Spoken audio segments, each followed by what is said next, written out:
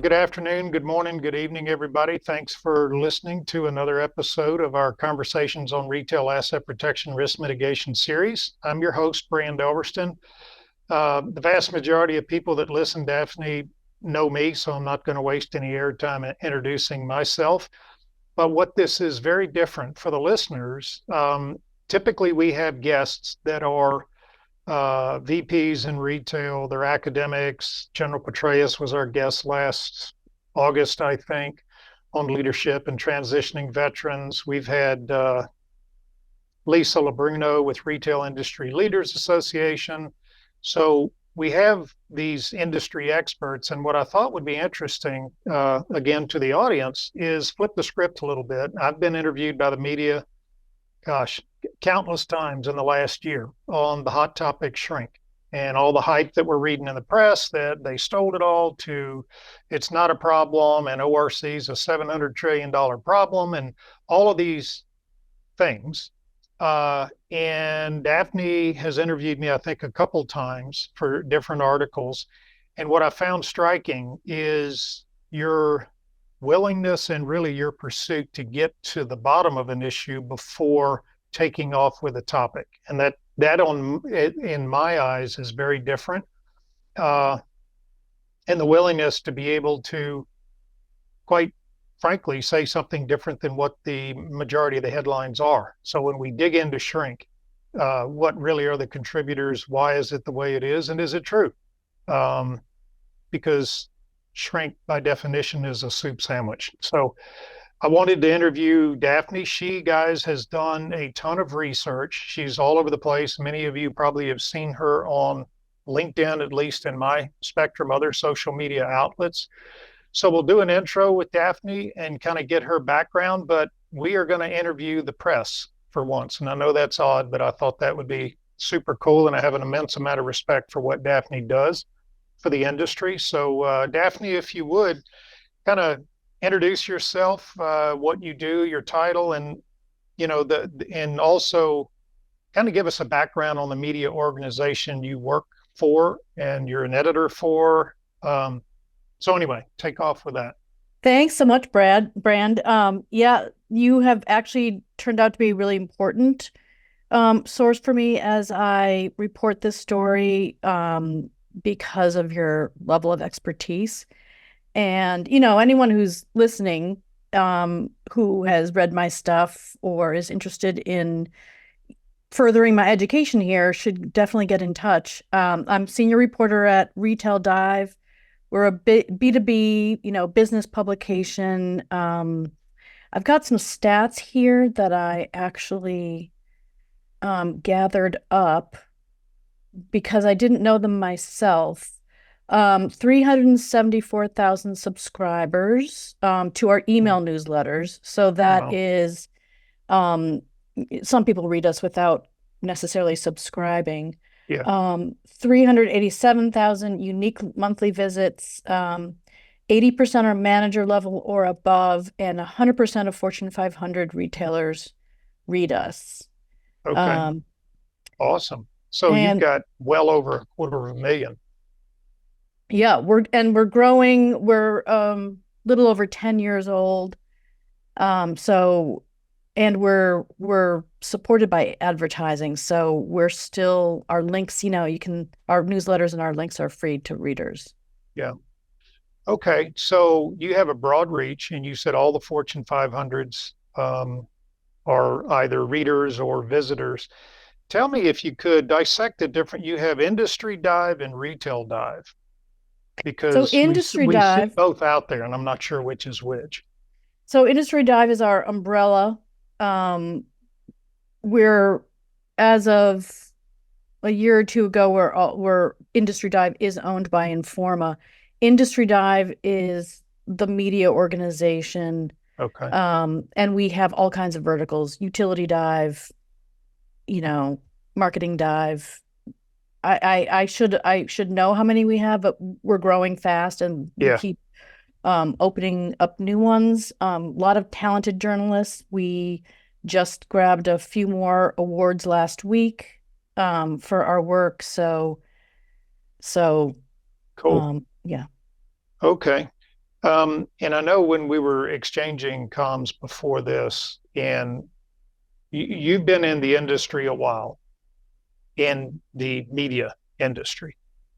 If you could walk us through that, kind of how did you get to where you are, and what is your gravity, if you will, to what we did during the intro of the willingness to be different and unique and actually report the fact instead of the hype. So what was that journal from how many ever years ago, what that journey looked like? Well, I went to journalism school in the early 90s, it was just a 1 year program at Mm-hmm. Northwestern. So that's when things started in earnest. I spent most of the years up until 2010 or so as a freelancer.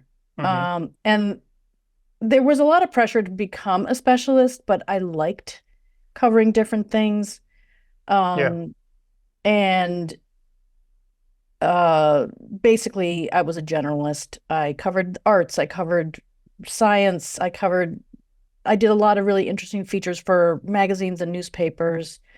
Um, Really had a lot of, you can imagine, I had a lot of pots simmering on the stove. Mm-hmm. Um, Around 2008, a lot of those burners were getting cut off because editors were getting laid off, and they were then taking over some of the freelance jobs that normally would go to me. Mm-hmm. And I got a lead to this new outfit called Industry Dive and Retail Dive, and just started doing stories for them. Um, about 5 years later, went on staff because I became more immersed. I didn't set out to plan on becoming a business journalist, Mm-hmm. but I became more immersed in both the practice of business journalism and the retail industry. And became, it just started to make sense for me to go on staff and really, really dig in more deeply, Mm-hmm. and work with the team more closely. And it's been great. So it's been about 10 years since I've been there. Yeah, there's no shortage of channels. Certainly in the retail sector, I saw in the news today that the Walmart medical Mm-hmm. clinics have shut down, which I haven't talked to anybody that saw that train coming, because that's been something they were screwing around with that when I was still there. For the few listeners that may not know my path of 22 years, Walmart retired in March of 17, largely in asset protection, but in Walmart, asset protection is not a silo like some companies. It's very much a part of central ops and the stores, and so it's we're not off in the annex building on the back 40. What really caught your eye in retail shrinkage, um, and when did you really start down that path? So we're a pretty lean team. We get a lot done with few reporters and few editors. Mm-hmm. And the story about shrink and especially theft was getting away from us. We really hadn't covered it except maybe the NRF's shrink report. Yeah. And at one point at a meeting, I said, we're getting to the point where we're late on this story. We need to start digging into it. About that time, I was privy to a conversation. It was a technically an off the record conversation, but one of the people involved said, the thing about the coverage right now on this is that it's not the full picture. And um, so so on the one hand, that made the fact that we were behind worse. Yeah. But on the other hand, it gave me a good starting place to say, oh, so maybe we're not late with the full story, because a lot of the stories that had been churning out were more or less the same story. Yep. Um, so then it was a lot of digging. I spent weeks digging and digging and discovering various facets of this Mm-hmm. story. And Mm-hmm. um, and then that coverage started really coming out in the fall. So the fall of 23. Right. Okay.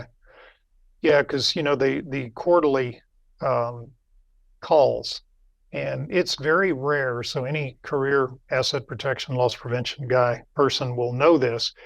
That's not public information. So you never, even all the times I spoke publicly around the world when I was with Walmart, we never gave a shrink number. We could use generalities to say, well, we're up more than we want to be, or, these are the things. Um, you could never be pinned down to say we're X% of sales. The only time we ever did that, it's funny. It was years ago, about the mid 2000s, and our then U.S. CEO, not the Doug McMillan, but just the U.S. guy, made some offhanded comment to the press, and of course they took off with it, and they had pegged us at a $3 billion loss. That because they did the bar napkin math. Said, well, if he's this percent in his top line sales, we know what that is. That's public. They're going to lose $3 billion. And I remember we weren't where we wanted to be in terms of shrink performance, but we were all laughing. Like, my God, if we were at $3 billion, none of us would be here. I mean, it was a very different world in the mid 2000s than it is today. But other than that, in my 25 years with retail, retailers just don't share that percentage.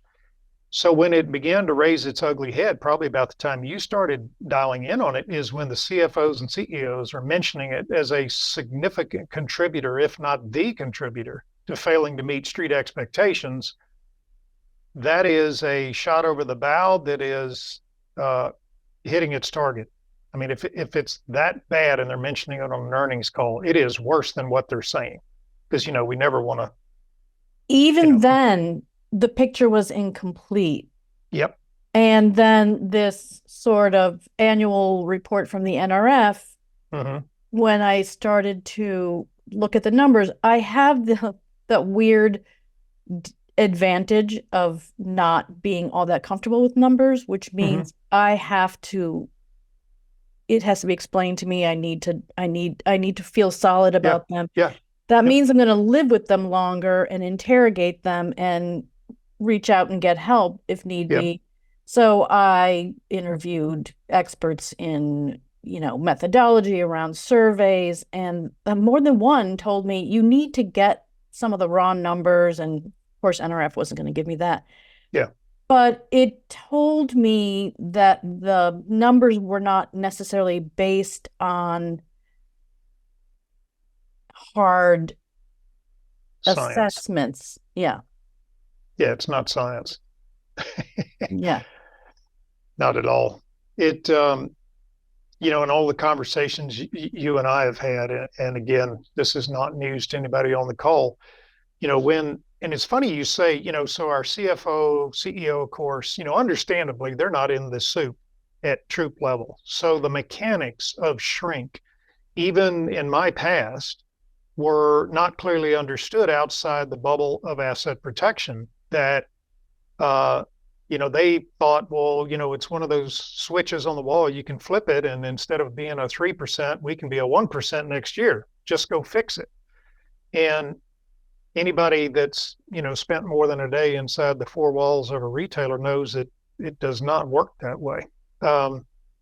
And it's one of the few metrics in retail that no matter how sophisticated you are, and I would put Walmart in the category of very sophisticated with data, we don't know item level shrink.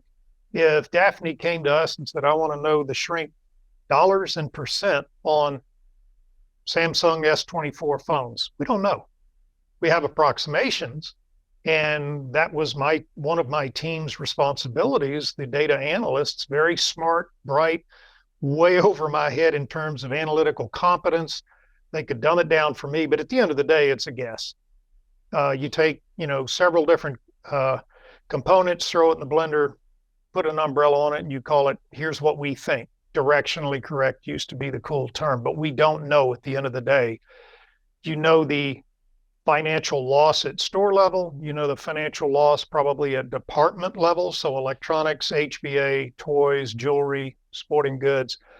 But item level, you can't peel the onion back that far to say it in sporting goods, for example. If I blew out a 1% of sales shrink, and $1 million, just throwing numbers out there, what are the contributing items so I can more intelligently approach the true risk of the problem? Because if you come back and it's basketballs,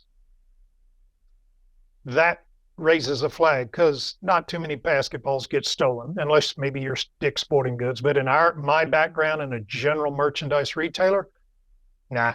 Or if you were in grocery and it's all of a sudden bread is the leading shrink item, I don't think so, is in terms of theft. So we would use that data to help us try and figure out things that made sense. It was intuitive. It was a high theft items, which is, mostly everything in electronics, jewelry, HBA, stuff like that. But then there were items that just like apparel, very difficult to get to the bottom of that.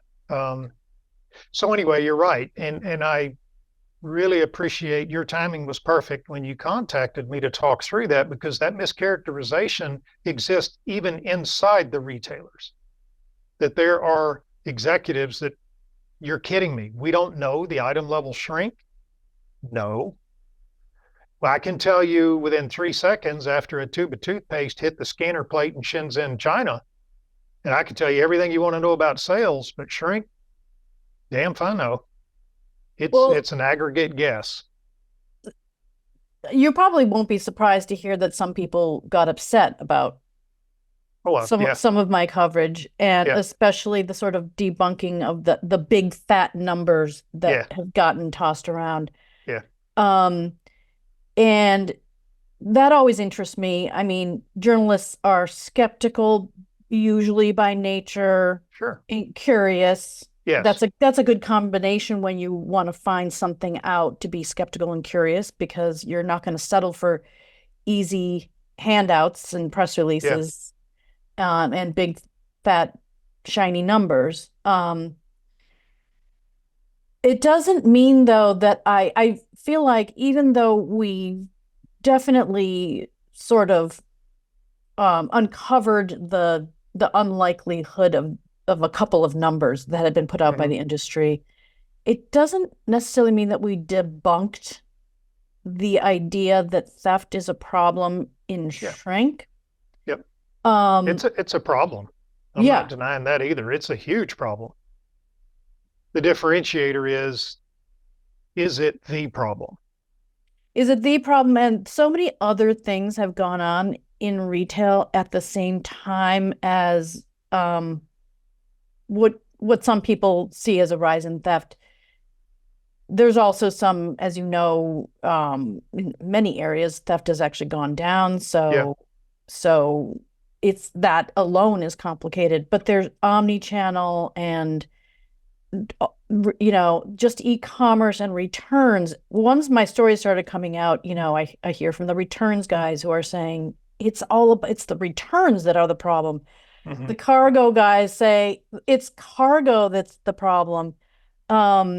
So the story really isn't finished, as you say. There's just more to find out. Yeah, and that, the old, I think it's Abraham Maslow's, if all you have if all you have is a hammer, everything's a nail. So if I am, my upbringing as an asset protection professional is largely theft related. I caught shoplifters and I got promoted, and then I was a market person, and on up the chain. Well, your natural gravitation is going to be towards malicious intent losses. So when you get the shrink figure for a store and it's $1, you're going to make some pretty unsophisticated guesses. Well, most of that's theft. Well, that might be true in certain demographics, certain geographical areas, but when you get an aggregate number at a major retailer like Walmart or Target or Meijer Foods, even with 270 odd stores, I've always found, of the 8 vice presidents I worked for, that it really depended on their background.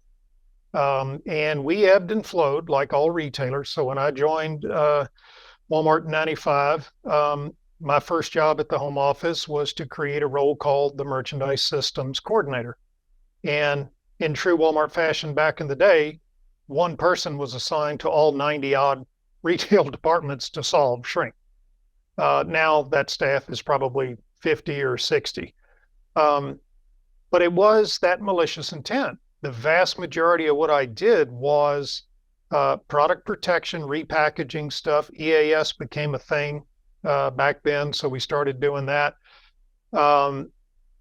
But I also knew from my 1 year in the stores that the operational component or contribution of shrink was massive.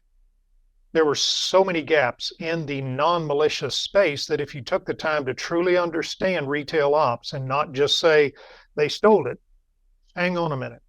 How about walk over here to the back room and explain to me the inventory flow to include price changes, processing of claims, returns, product that didn't scan right. We used to have the BOGO, the acronym BOGO, buy one, get one. Mm-hmm. And when the CPG would shrink wrap 2 bottles of shampoo, if a single UPC barcode was showing, guess what? When Daphne went to the register, she paid for one.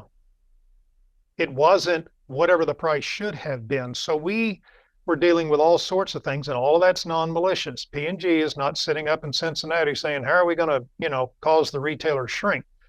So invoicing problems, double payments, did you receive it at all anyway? And unless you're a really small retailer, you're not item level checking anything in at the back door. It's a warehouse bill of lading, $150,000 in merchandise is on this truck. Yep, match the seal numbers, hit finalize, boom, perpetual inventory, physical inventory is updated in the system, and you start unloading the truck. So that's my experience with all those 8 VPs, that we went from some more malicious intent focused and conventional thinkers to people that at least were smart enough to know what they didn't know. And they relied on the staff to say, you know what, I'm not buying this whole, it's all theft. Give me some data. Do you see that when in all your interviews and people you talk to? It feels like it's sort of, as you say, when you have a certain expertise, Mm-hmm. If you're a hammer, everything looks like a nail. Yep. It's almost like everyone in their lane is seeing that. It's Yep. returns, it's store-based fulfillment, it's self-checkout, it's employees, it's Yep. On and on. I'm guessing that, it's sort of like that description of the elephant by the blind men, Mm-hmm. one's at the trunk, one's at the feet, one's at the tail, and Yep. everyone has a different way of describing it. Maybe what we're talking about is that this is an elephant, Yeah. and that all of them are true. Yeah. And then there's also, it seems like there's a certain amount that has to do with accounting and 100%. the retail inventory method and Mm-hmm. some things that RFID technology could actually help with. Absolutely. And Yep. other things are really just doing your books differently. And so Yeah. I'm still working on these stories. Yeah. Let's one of the things I like to talk through is COVID, the impact of COVID on retail. So when it hit the fan, I guess it was March of 21, I think, when everything was just still hysteria and wiping down product on the store shelves and counting people at the doors and closing stores and repurposing. I hate the word, but it is what it is. Everybody that used to catch shoplifters, now screw that. You're going to go back and make sure we're wiping down product when it comes off the truck or something else. And then very quickly it went to buy online, pick up in store, or curbside service. And in a nutshell, everything a retailer did before that, they have, in my estimation, never experienced such a pressure test of all processes than we did during COVID. Everything, systems, technology, automation, self-checkout, all of that. And, if you're a major retailer that I have experience with, if you looked at the pre-COVID staffing hours per sales dollar, whatever metric you want to benchmark it to today, they're not even close to the same. And necessarily and understandably, payroll was either repurposed immediately to those order fillers and just trying to keep the lights on and bringing stuff to people at the curb with zero uh, sophistication on managing the risk. So how do I know Daphne, as my order filler, didn't throw 3 bottles of Jack Daniels in my blue tote when I texted her, hey, my order number is 486. I'll be there at, 4 o'clock. All of those manual processes, the gaps, whatever they were significantly amplified during COVID. And I get it. I'm not criticizing. I'm saying that happened. The reduction of headcount. So all the manual processes that occurred that required a person to do something probably didn't get done. Self-checkout over-reliance. Some retailers hit the gas, started pushing that stuff out like nobody's business with no sophistication of artificial intelligence to help them manage the risk. And everybody sees it. I mean, you can't go a day without seeing something about a retailer pulling self-checkout. All of those things were a perfect storm. So in my experience, retail shrink is probably 2x what it was pre-COVID. And for all those reasons we discussed. So either the conversations I have with retail is either this is the new normal and we're never going to see those pre-COVID shrink numbers again, or here we are. And we just got to say, you know what? It is what it is. And I don't buy that. I'm curious, and now I'm asking you, this a little bit more comfortable in this role, but when it comes to self-checkout and even just store staffing in general, how do you see was self-checkout ever meant to sort of help cut back on store labor? Was that was the idea? 100%. That is sounding from what I'm hearing from my sources, and I've talked to criminologists and retail veterans and stuff. The empty stores is just the vibe of it, and the fact that no one's around is conducive to theft. Sure. And so my question would be to you: does that track with 100%. What you? Yeah, self-checkout for all the corporate slogans and our customer. I have to laugh. When you see the headlines, our customers expect blah blah blah. And I'm like, guys, that's crap. You're saving payroll and you know it. So if you're doing away with exit greeters or if you're rolling out self-checkout, it's all about payroll. No retailer that runs a profitable business does that for any other reason than to reduce expenses. And payroll is probably the biggest line on the P&L. And it's easy. I say easy. It's easy to make an immediate impact and see the impact next month. When you say, you know what, we're cutting your sales hours by X%. They're all using self-checkout. And when you don't have people at the manned registers, what else does a customer do? And we've all seen in the media how that's going. But so answer to your question, yes, it was a payroll play. But I think the shrink in some of my correspondence is really that component of shrink. I believe in some retailers is the Sputnik moment to say, holy crap, we got caught with our shorts down. This is not good. We cannot do this.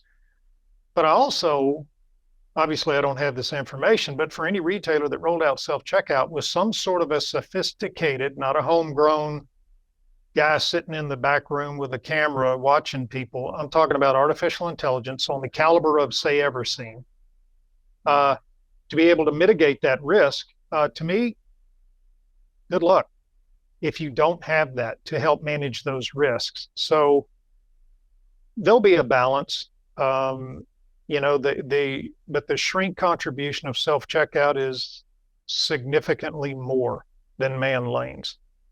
My friend, Dr. Adrian Beck over in the UK, you may know of him. I've seen the reports, yep. He's done extensive studies and he's a global guy. So he's different than some other academic institutions that largely rest in the US or in certain areas of the US.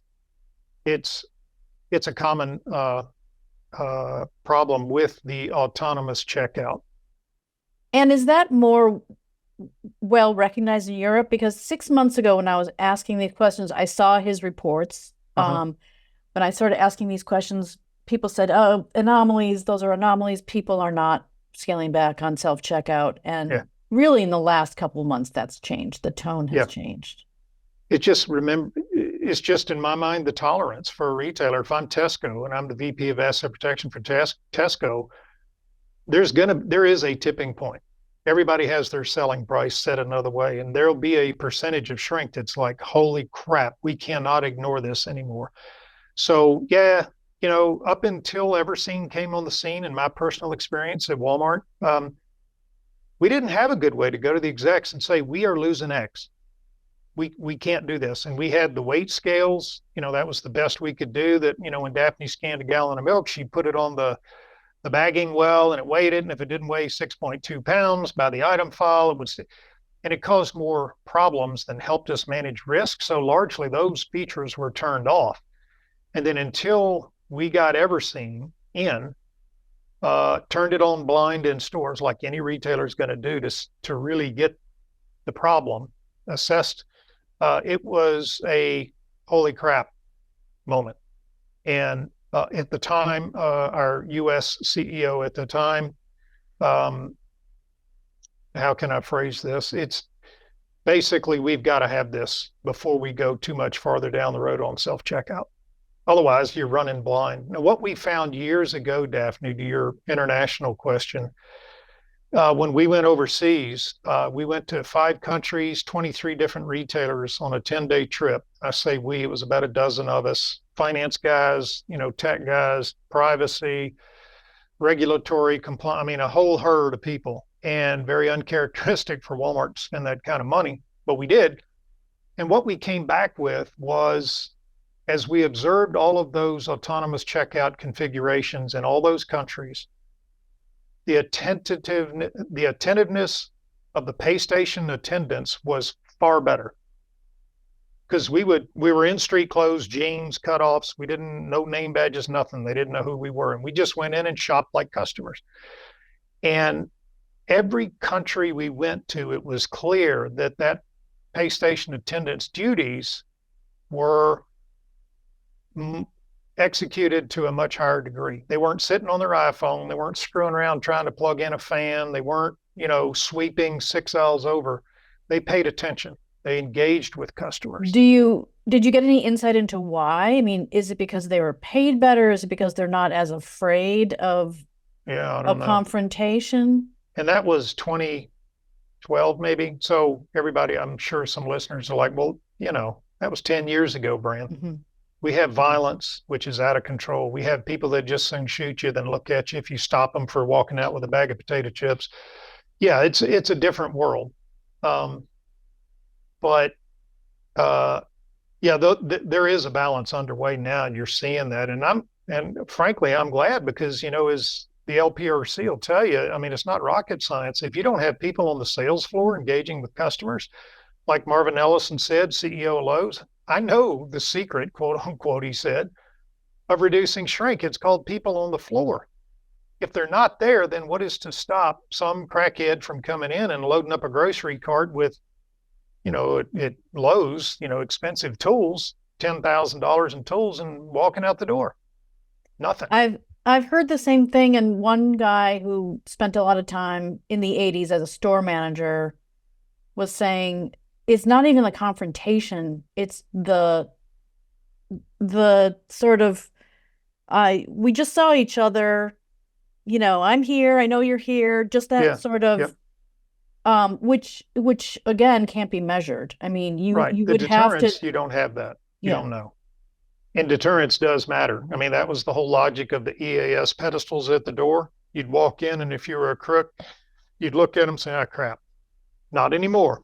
Back 25 years ago, when it was part of the solution set, it deterred some. Now, if I'm a professional and that's what I do, and I've got to make my heroin fix later that afternoon, it probably had a much less effect.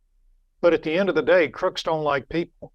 And if I'm on the sales floor and I see you loading up, a duffel bag with power drills, and I engage with you, can I get you any more? You're probably going to need drills with that. And they don't like that, because you made them.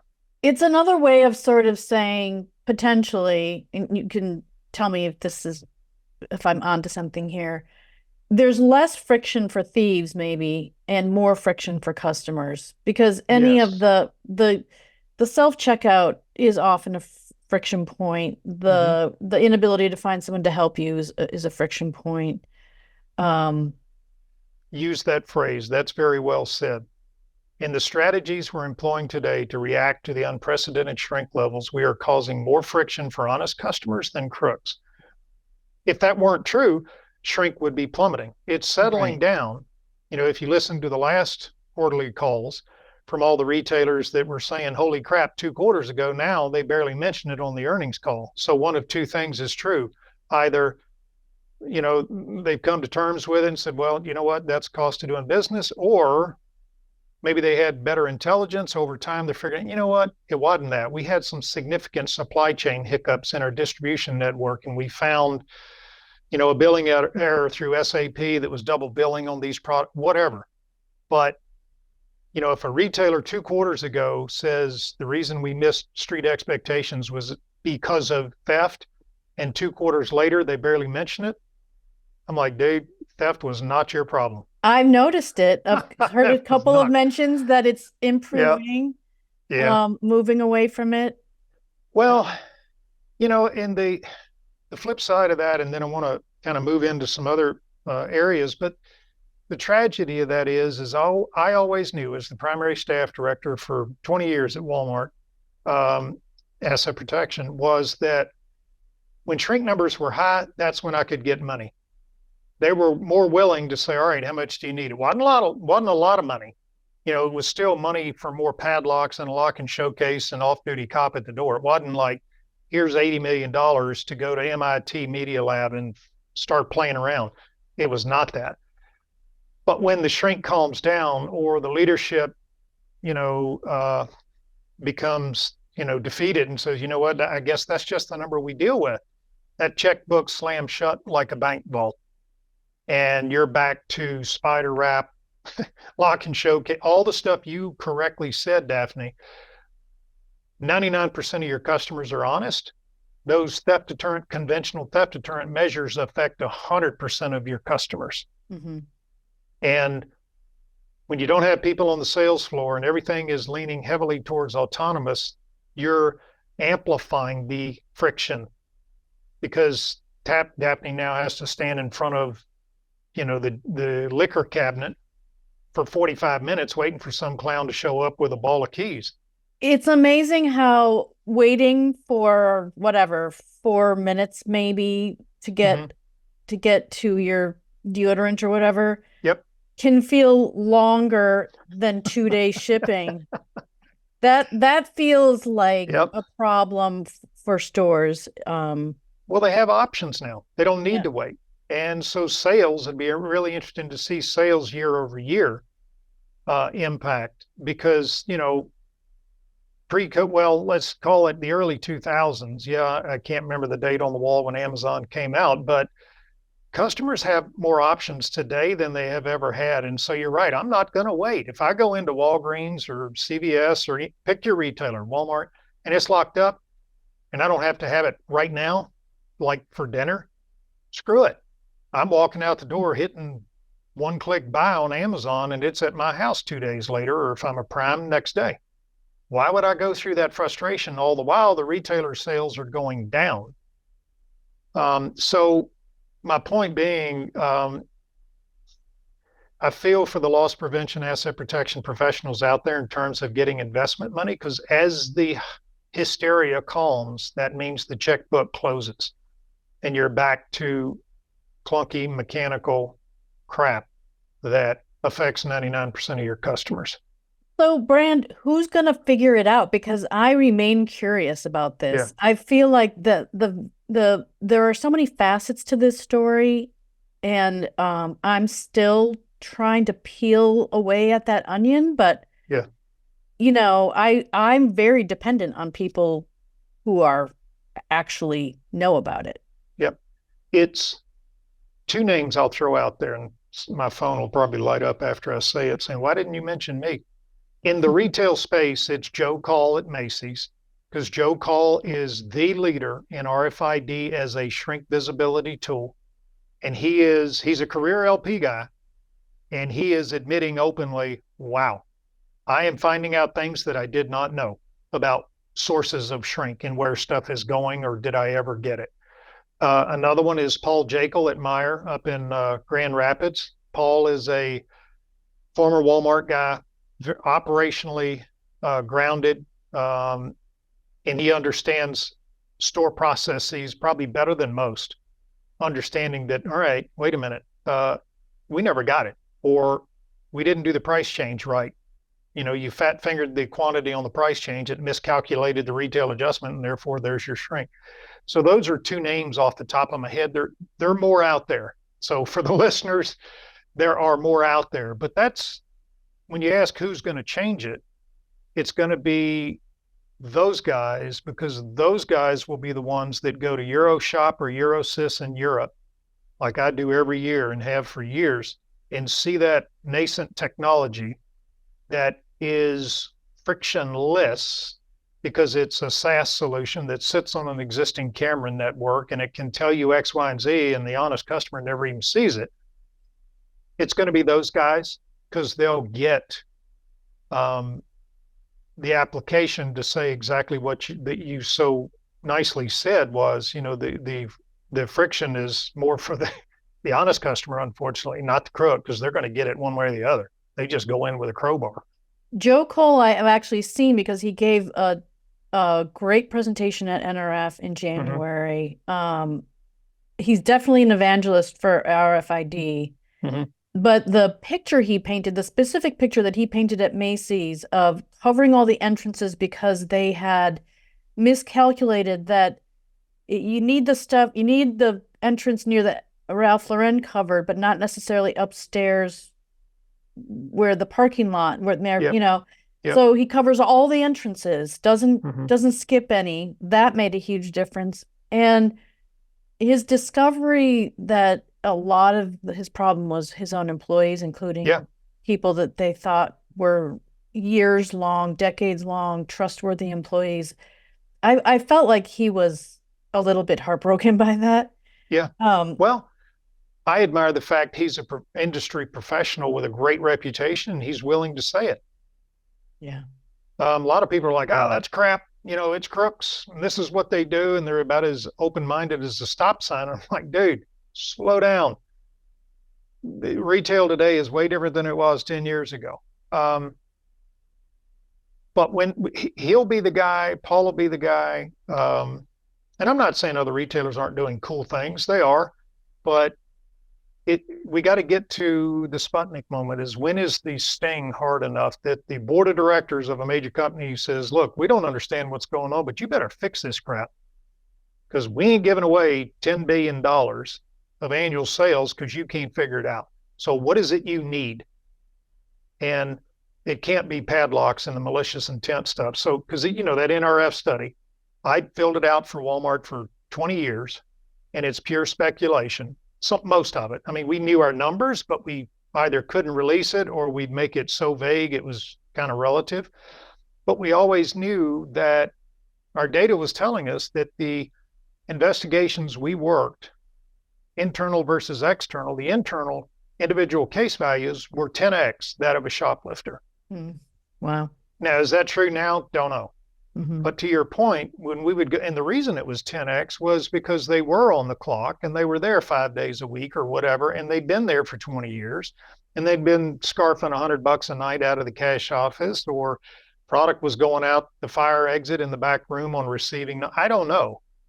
But, as any investigator would tell you, when you sit down and investigate somebody and they admit that ain't nowhere near close to the stuff they stole. That is more like maybe 10%.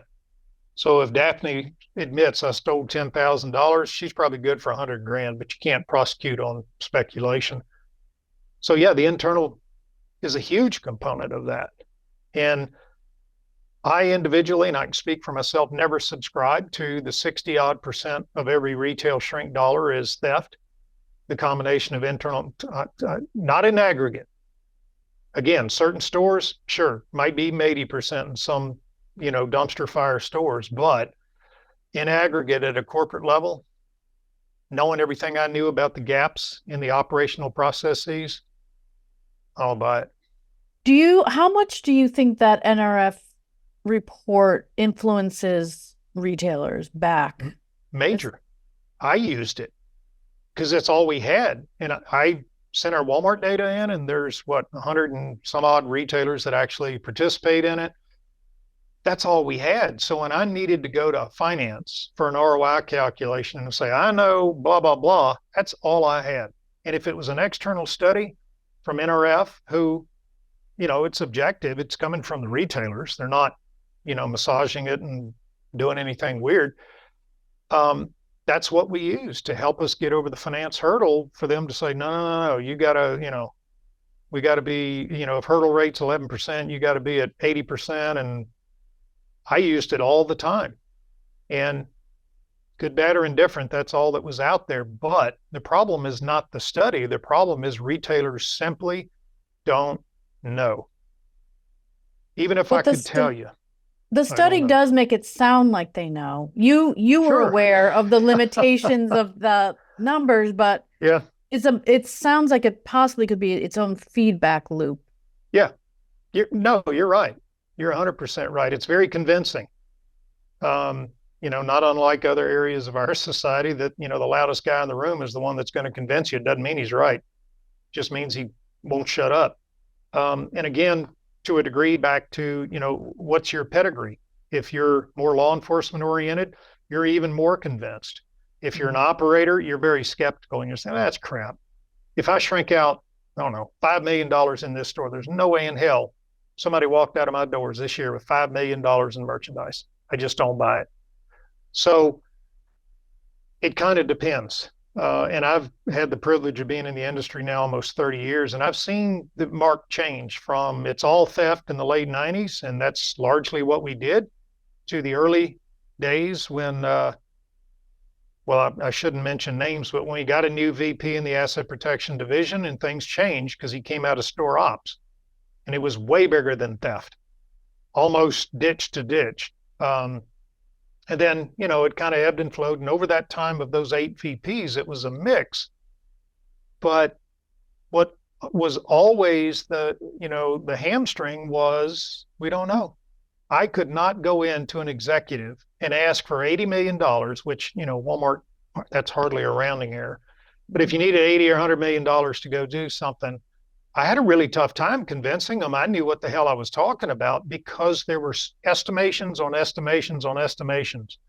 And oftentimes those finance guys, really smart in their field, but they're like, what the hell do you mean you don't know the item level shrink? Go back and tell me, what are your top 5 items in electronics, the retail shrink in the dollars, percent in dollars? Bring that back to me. And it was always an education process. And they're like, holy crap. How can we not know that? So, is there a sense in the industry right now that because technology has improved, there's so many different kinds of software that helps you track inventory and stuff, that it should be better than the old days, that there's nothing that's falling through and therefore it must have been taken? Is there a false sense of confidence in the systems that we have right now? I don't think so. I think what it is that the level of sophistication in store ops technology, supply chain, all that. Walmart's always had a very sophisticated logistics network. So it made it almost impossible to convince them there could be any risk associated with their processor. Like, it didn't happen here. But what happened was, over the years, is that the level of financial commitment, capital commitment, innovation, energy was always in the ops channel. Self-checkout, autonomous stores, you name it. All the automation happened in the retail ops, independent of the risk. Now, I say that confidently because I was the guy at the table and I'm like, hang on a minute, guys. If we do this, here are the potential risks we're going to see. This is what's going to happen. At the end of the day, in my 20 odd years, the ops technology pace, it was like Usain Bolt gone. And the industry is still trying to catch up with a clipboard and a big chief tablet, trying to say, what the hell happened? So it's not parallel universes as you and I had talked about before. So it's not an over reliance on the technology. It's over the years, there weren't equitable solutions out there to manage the risk until probably 2012. So Everseen, Ocucon, Zero Eyes, some of these other smaller AI-driven firms, that's what's new. And trying to get a third-party SaaS provider into a major retailer is a hurdle by itself for all the privacy concerns and data sharing and all that crap. But pre-2010, the problem was there was nobody out there to help us retailers in the solution space. It was EAS systems, lock and showcases, and a cop. 2010-ish, that started to change. So now the excuse is no longer from retail. Hey, I don't have any options. It isn't perfect now. I'm not saying we're light years ahead, but I'm saying you're seeing fewer and fewer of the gadgets and more of the AI-driven, true AI-driven solutions that one would suspect should be easier to integrate into that store ops channel and pursuits because it's AI, just like what they're doing. So it's a little bit different. Sorry, I'm taking notes because it's interesting. Yeah, it's not an over-reliance. It's just, it can be very frustrating. And, what I heard for years, and I used to have to laugh, is, I'd often hear, hey, if I brought in a third-party solution, tech guys would look at it and say, hey, that's a great solution, but we can do that internally, which was crap. In my 22 years, I never saw it pulled off. Third parties always do it better because that's all they're doing. They're not managing 700 other projects. So let me scan kind of where we were going. This is awesome discussion, Daphne. So from your experience in retail, if I said I need the input you get, what is the chief contributor to shrink? What are your sources? Kind of what's the temperature in the room? Is it still theft largely? I mean, definitely that's what the industry groups are saying. Yeah. They've just changed the NRF. The NRF handled that whole problem with their number with a lot of integrity, and they did. I was surprised. Well, yeah. I shouldn't say it that way. I was pleased. They're like, you know what? We screwed the pooch. We got to correct this and pull it. They pulled it, and they will say it's really hard to measure. But they'll go on to say, but we still think it's the biggest problem.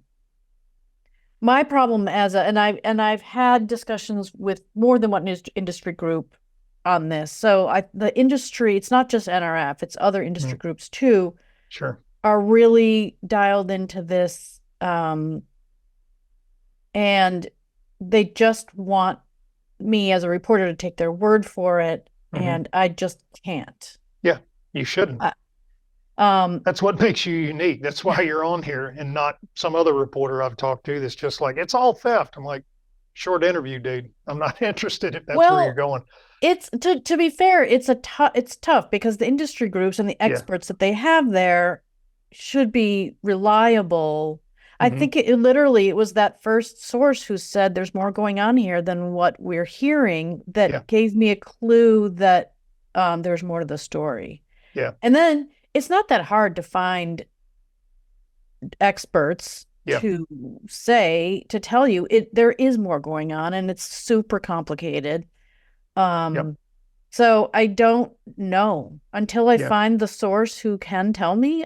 I won't be able to tell you. Yeah, it's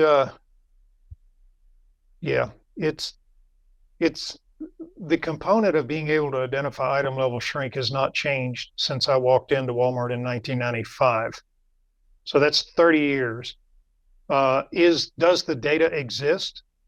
I got to imagine it does when you do annual store inventories, and they're reconciling the books. They don't disaggregate the financials below department level. Could they? I'm assuming the data is there, and it may be a mammoth project to disaggregate that and say, okay, but you got to follow every financial instance for every item in order to do that, from receiving to a price change, and if Daphne fat fingers it and screws it up, well, there's shrink, and then the claim for that item, the refund for that item, the sales for that item. So it's big, but until we get to the point where we can do that, I think, I hate to say it, but I'm not so sure that we're going to be much farther down the road in the years to come until we get to what Joe Call is finding out. It's like, now I have intelligent inventory information. Because of RFID. Exactly. Yeah. I know what's going on. He can track it at a flea market and know this is his and this is from Dick's. All he needs is a hand scanner. He can figure it out no matter where it is. Today, if we bust a warehouse in South Central LA and there are 20 tractor trailer loads of crap in there and there's 15 retailers, we don't have any idea who owns what. We're like, well, I don't know, guys. What do you think? Divide it all equally, or unless you find the Target bullseye or the Walmart, logo or something on it, which rarely ever happens. Yeah, I have no idea. So we have 3 minutes. Let me share this with you and see if this is making sense to you. What's new in the industry, talking to all the VPs and Paul Jekyll, Mike Lamb, who retired from Kroger, Scott Dreyer, Scott Glenn, Home Depot, Lowe's, all these guys. I was just down at RELA with them in Dallas. If ever you were to ask in my 30 years, what's the number one priority in the asset protection risk mitigation industry and retail, never until probably 2 years ago was it ever safety. It was always shrink. It would be in the top 3, safety, but it was never number 1. And now it pretty much always is. And it's that level of violence and, the shootings, the stabbings, that as an occurrence is not new. It is the brazenness and the frequency that has changed. And, I kind of bristle when Lululemon gets beat up about being passive on shoplifters and not touching them. That isn't new. We backed away from that in Walmart because you know what? There is nothing in that store worth doing a death notification to a spouse to save 6 TVs going out the door. Who the hell cares? You don't get into a confrontation. You do the verbal. If they refuse, go get the license plate, call it good. Does that resonate? We've got 2 minutes. Is that news to you, or does that make sense? It doesn't surprise me based on conversations I've had. Yeah. Retailers are a soft target. That's sort of almost an official assessment by the FBI and other experts like that. I think the challenge for the industry is how do you take steps without getting into either political entanglements, difficult political discussions, or telegraphing to the public that your stores aren't safe. Yeah. I think it's definitely. It's tough, but being a retailer, it really does aggravate me when people say, well, you should tackle them or tase them or, put SWAT teams at the door. I'm like, dude, tell me what in that building's worth somebody's life or even an injury. Who the hell cares? We got plenty of TVs. So anyway, we are bumping on the hour, and Matt really likes me to be on time because it saves him a lot of editing time if we run over. But Daphne, I've never met you in person, but you're an awesome friend, a virtual friend. And I really like what you do for the industry because, again, to my opening statement, you are doing what many others are not willing to do or they don't take the time to do, and peel the onion back and make us all smarter. To include all those Fortune 500 executives that are reading it, they'll probably learn something from reading yours, be like, wait a minute, and pick up the phone and call their VP of Asset Protection. Say, is this true? So you're a huge champion and a value to the industry, and I greatly appreciate your time. So ladies and gentlemen, we're going to call it good here. Daphne Howland, she is the senior reporter at Retail Dive. And if you're reading anything in the media about retail shrink, you need to be looking at what Daphne puts out. She's a rock star. So thank you very much, Daphne, and we'll talk again soon. Thank you, Brand. Thanks for being one of my best sources. And to your listeners, give me a call, find me on LinkedIn, and tell me what you think. Would love to continue my coverage with your help. Perfect. Thanks very much.